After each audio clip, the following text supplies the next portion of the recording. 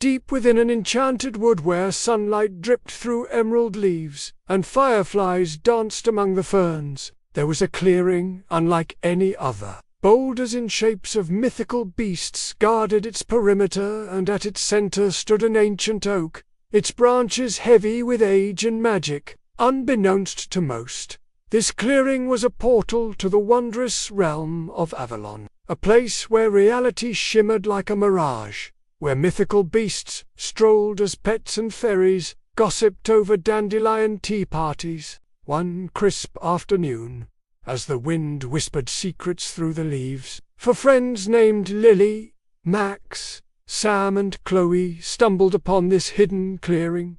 They were an unlikely quartet. Lily, with her hair like spun gold and eyes like summer skies, was known for her kindness and infectious laughter. Max, the adventurer, always seeking thrills.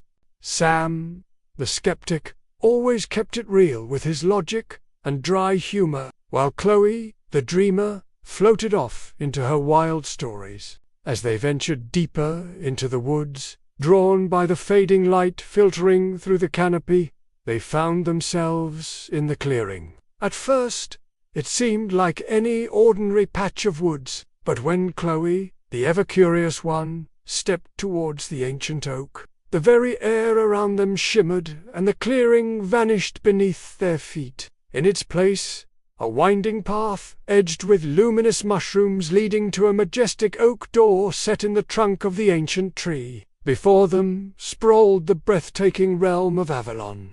Genuinely bewildered, yet strangely unafraid, the children hesitantly pushed open the oak door. As they did, the forest came alive with magical creatures. Sparkling winged fairies fluttered past. Mischievous pixies peeked from behind toadstools, and a family of hedgehogs wearing tiny pointed hats scurried up a nearby tree. Guiding their every step was a friendly talking squirrel named Chestnut, whose bushy tail twitched with excitement. Chestnut explained that the clearing acted as a portal between worlds, appearing only to those who believed in magic. Their first order of business was to seek out the Everglade, a shimmering lake deep within the forest, rumored to have healing powers. The Everglade lay shrouded in mist at the bottom of a valley. As they made their way through the enchanted woods, they encountered a wide array of fascinating creatures. They helped a family of elves retrieve their floating lanterns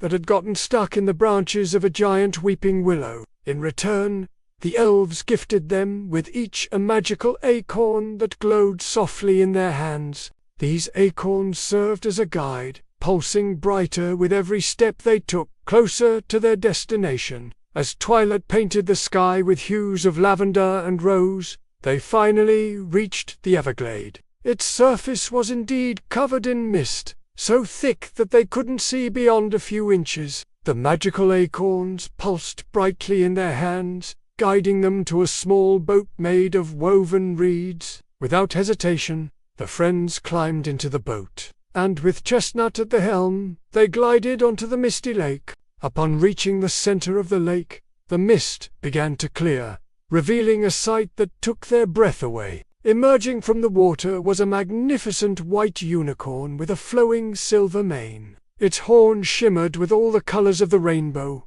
and its eyes twinkled with wisdom. The unicorn dipped its head in greeting before disappearing into the forest. Chestnut explained that the unicorn was the guardian of Avalon, a symbol of the forest's magic and purity. Its appearance meant that the forest was in harmony, but their peaceful journey was short-lived. A shadow fell over the Everglade, and a booming voice echoed through the trees. "Who disturbs my slumber?" Startled, the children looked up to see a grumpy troll emerging from under a nearby bridge. His eyes narrowed, glaring at the intruders. The troll was the guardian of the Everglade, and he was furious that someone had disturbed him.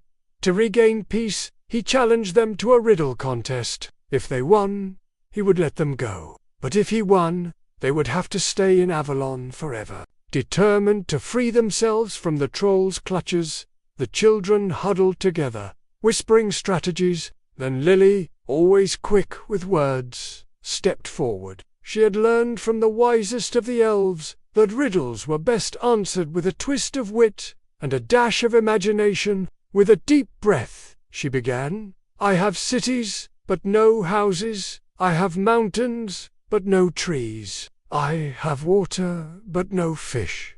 What am I?" The troll furrowed his brows, scratching his moss-covered head.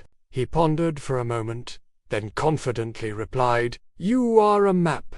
A chorus of gasps escaped the children. Could the riddle be so simple? But before the troll could gloat in his supposed victory, Lily added, "And what has the Everglade but water and no fish?" The troll looked back at the lake, realizing his mistake.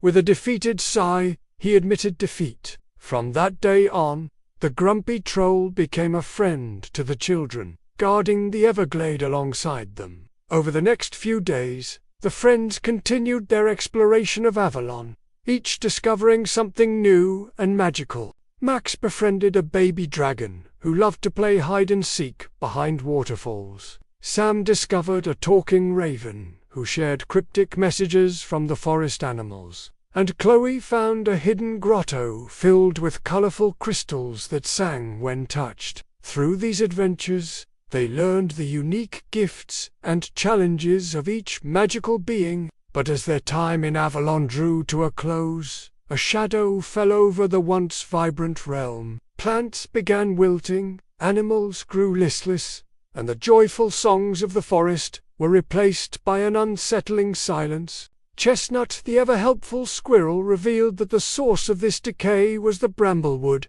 a dark and twisted part of the forest where an evil witch named Griselda had cast a spell to drain the Everglade of its magic. Determined to save their newfound home, the children set out for the bramblewood, their hearts heavy with the fate of Avalon resting on their shoulders. Chestnut warned them that the only way to break the curse was to collect 3 magical tears from the moon willow, an ancient tree deep within the bramblewood. But the path to the moon willow was fraught with danger. Thorny vines snagged at their clothes, gnarled roots threatened to trip them, and whispers of doubt and fear echoed in their ears. Throughout their perilous journey, the friends faced many challenges. They outsmarted a mischievous imp who tried to lead them astray. They calmed a herd of wild, untrainable unicorns by playing a melody on a magical flute that Sam had found earlier, and they helped a lost fawn reunite with its mother,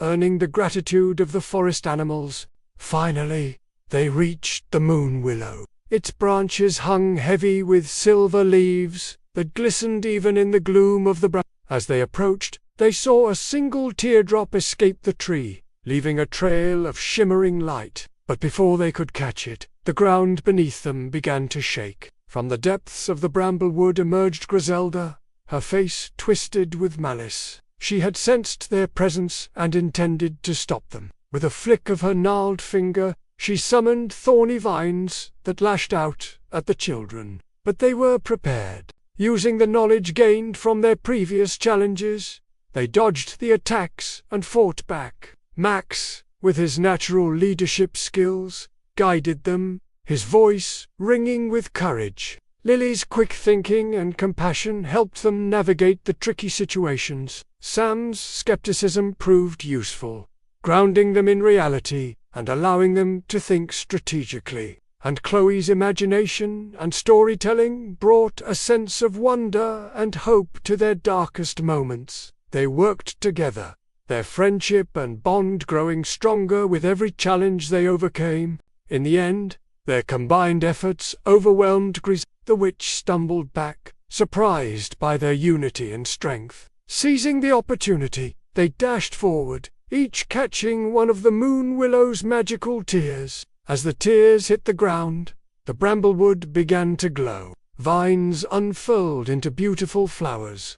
The trees swayed in a gentle breeze, and the animals emerged from their hiding places, rejuvenated and filled with gratitude. Their task complete, the children knew it was time to return home. With heavy hearts, they said goodbye to their friends in Avalon. Back in the real world, standing before the ancient oak, they realized that their adventure had changed them. They carried within them the magic they had experienced, the lessons they had learned, and the friendships they had forged. Their adventure in Avalon had been more than just a magical journey. It was a testament to the power of friendship, courage, and believing in the impossible. They returned home not just as 4 friends, but as heroes, forever bonded by their extraordinary adventure in the Enchanted Forest.